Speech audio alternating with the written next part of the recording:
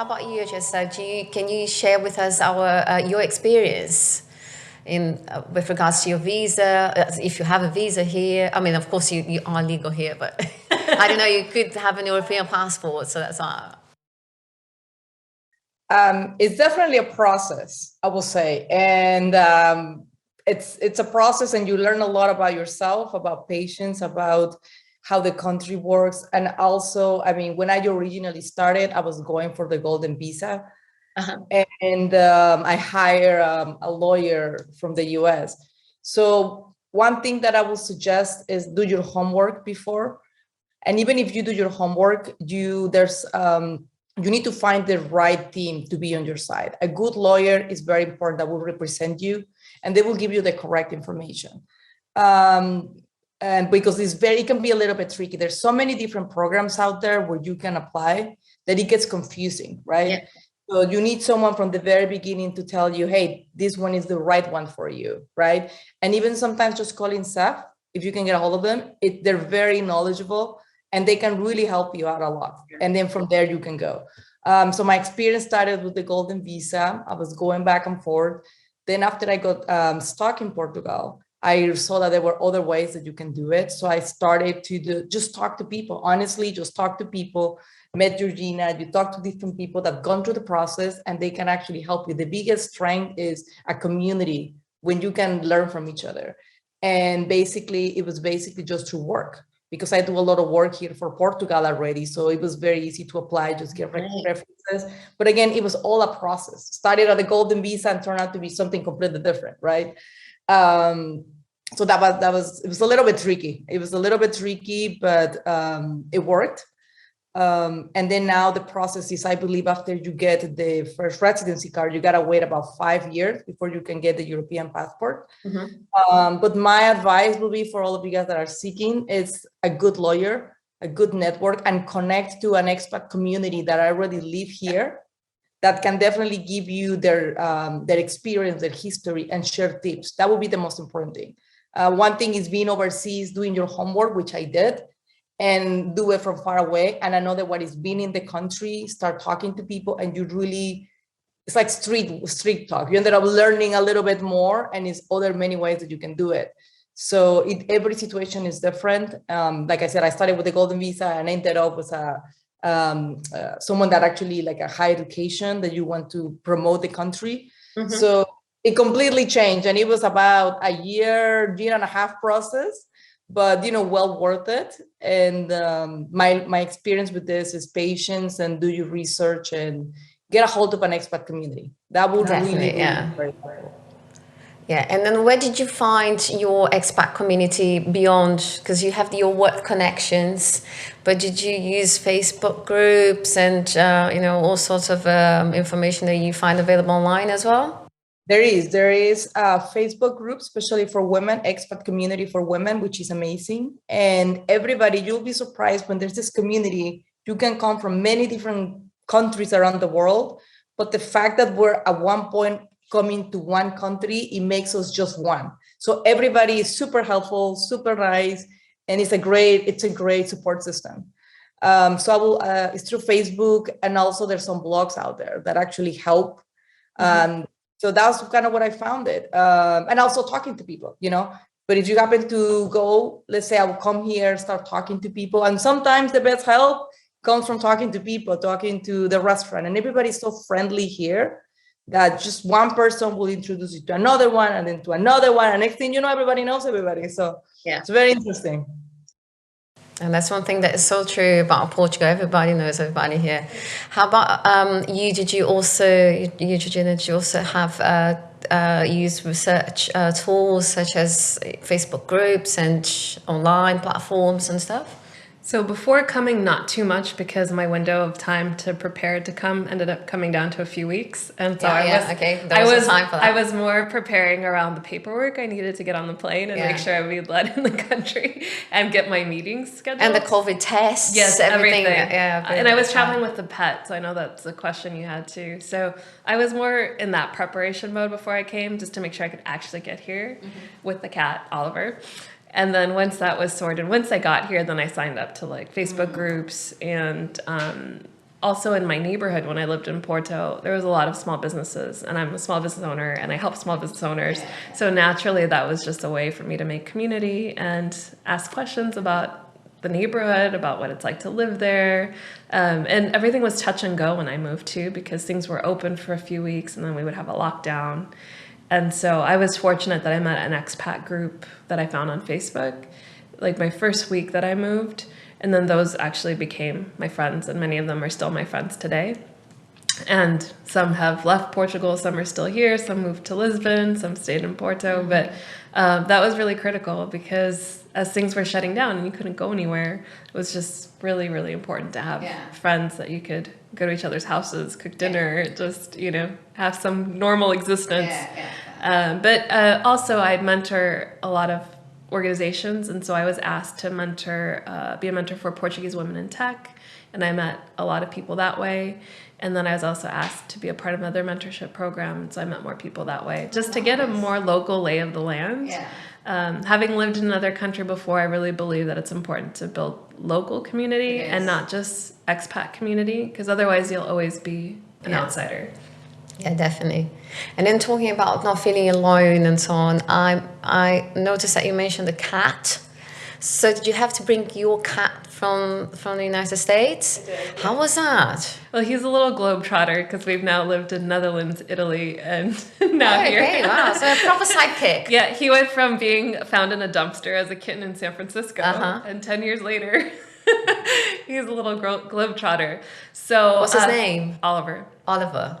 Yeah, so he, luckily from living in Holland, I had already gone through this process, and he had an EU pet passport. Oh, even before you? Yes. Okay. He has one before me. I just have a residence card. So that process helped coming to Portugal, just made it so much easier, because he can travel with a pet passport. But to leave the US, he still had to go through, there's a certification program, and anybody with a pet should just look into it. There's an agency in the US that you have to get like a health certificate from.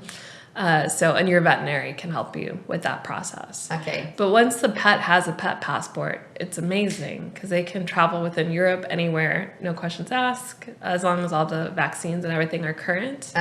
And so if you ever fly home with your pet, so I've flown back and forth with him to the States quite a bit, because I go back there often, don't let your US veterinary write in that pet passport. Otherwise, it's null and void.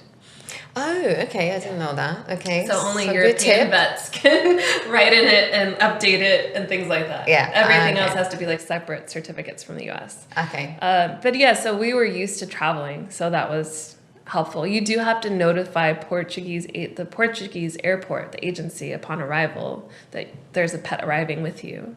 And there's a special room in the airport that kind of accepts the animals. So he flew with me on the plane, because he's under 10 kilos. And you just take them there as soon as you land. And they kind of check them out, make sure that they're healthy, make sure that their chip matches the document. And then you're allowed in.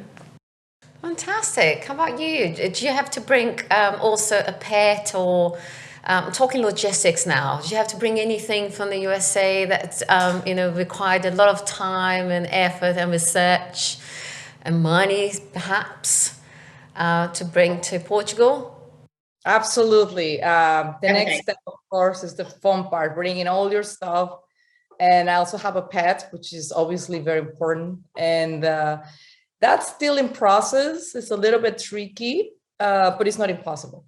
And I have a small parrot that is an endangered species already. So it's a little bit more complicated. And so it's basically, there's not really guide that they will tell you need this from 1 to Z. It's a lot of research. So basically what I do is just talking again, just getting on the phone, doing the research. And that goes from the US part. I need a pet passport. There's different export pet, like there's so many permits that you need. There's so many vaccines that they need. So after you get that from the US part, then you need to find the Portugal part, which basically, what do they need? Because the last thing that you need is bring your pet across overseas, right? Across the pond. And then they're like, sorry, he's not welcome, right? So it has to be from both ends. So it comes to research now from the Portuguese side. And then on the third part is what carrier is going to bring your pet, right? Do you want to bring it in the cargo, which we try to avoid that, right? We're pet lovers. You don't want your precious pet to be in the cargo. So it's what airline is willing to take him in the cabin. So it's tricky, and I'm in the process. So I'm crossing my fingers that he'll be joining me soon. But yeah, it's definitely interesting. As far as bringing my belongings, there's great companies out there that literally they will do from A to Z. Mm-hmm. It is quite expensive, but it's worth it. And basically they will come, they will pack your stuff, everything, they will take it, and then basically will ship it over. All you have to provide is a very detailed inventory of what you have. Okay. Very detailed. And also everything that is 6 months old, you don't pay taxes, because that's the one thing with the EU. Everything that comes in, you if you buy something, you will be taxed. If you ship an iPhone that is 3 months old, you're going to pay taxes on it. Yeah. So you have to have a receipt, that electronics, whatever that may be, that you own it over 6 months. So that way you don't have to pay a tax. And, there's some plus and minuses there. Also for car, I found out that you don't pay import taxes as long as it's over 6 months that you own the car, and you just pay the shipping fee. So the best way is just contact a carrier. There's a lot of great companies in the US that will do that.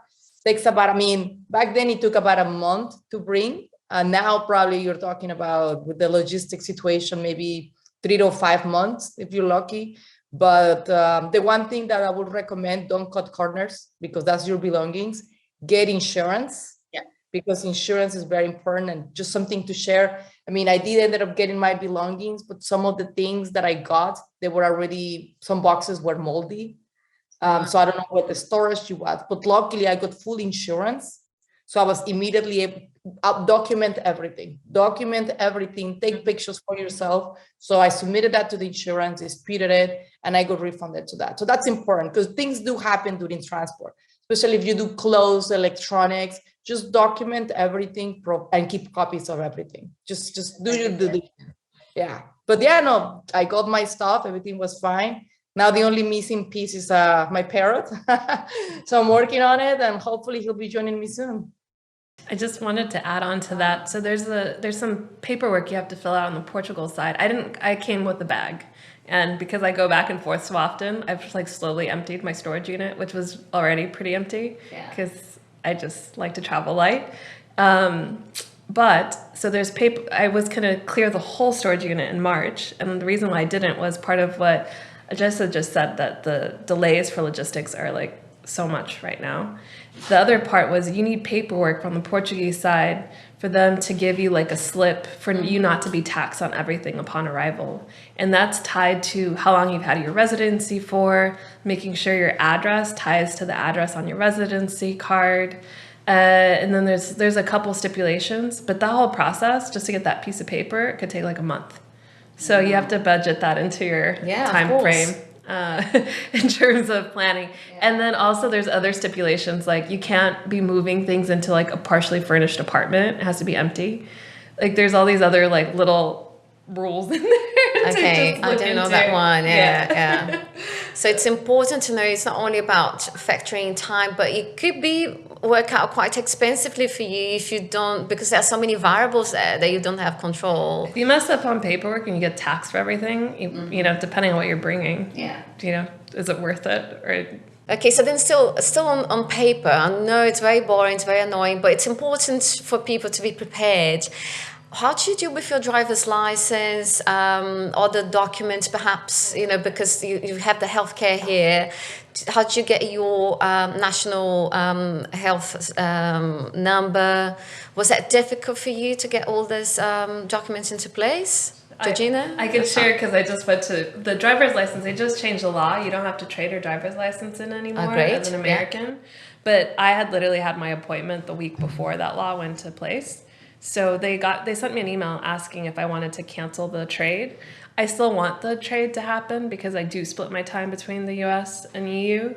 And that law only applies to Portugal. So if I go driving in Italy, Switzerland, somewhere else, it's going to be worth my while to have an EU driver's license. So that's pretty straightforward. There's a process online. You fill out an application. and you get an appointment eventually, you trade it in, and then they give you a temporary piece of paper and it says within 6 months you'll actually get your card. Okay. So I'm still waiting for that.